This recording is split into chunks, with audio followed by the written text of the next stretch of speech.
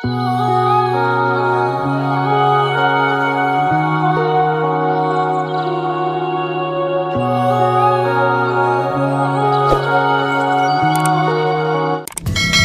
friends, welcome back to my channel. I'm पुदीनाओं की channel में हम पुतराम नौकरी। आप सभी को फिर से पुदीनाओं के चैनल में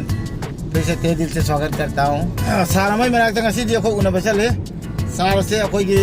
सेकंड ऑफिसर नहीं को। सॉरी, सारा से सेक्शन ऑफिसर नहीं कोई PACD की। अच्छा, अदो सारा कोई की दादा का कोई तो कुन्बा दादा कोई ऑफिशियल की हुई बात। अदुना दादा न सो नसीदी सताड़े से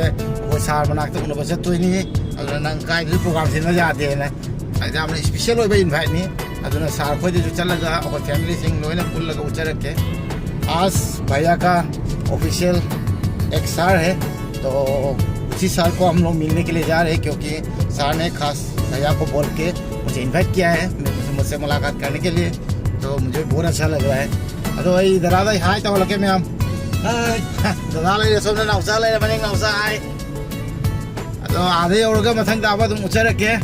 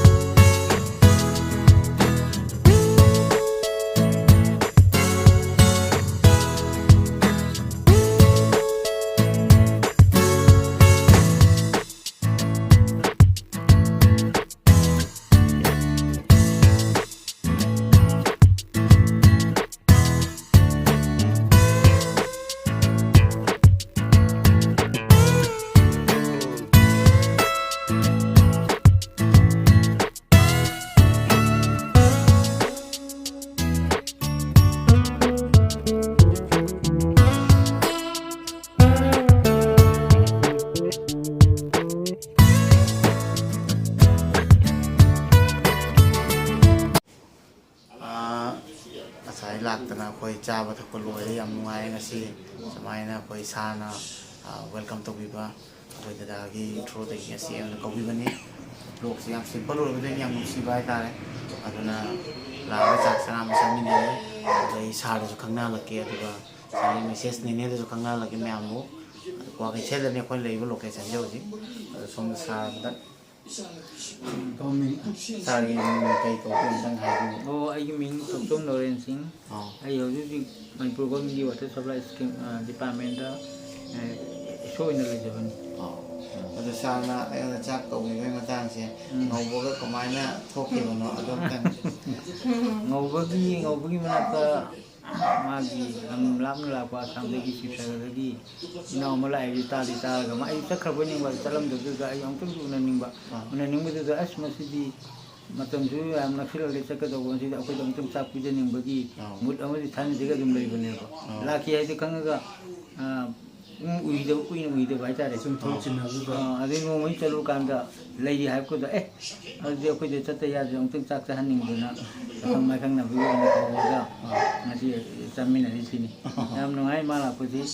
तुमदसु याम कुइना पुंसिबा हाइतारे अदुमाय लेमिनारगा कई कई ताना कोना हिमिनारबा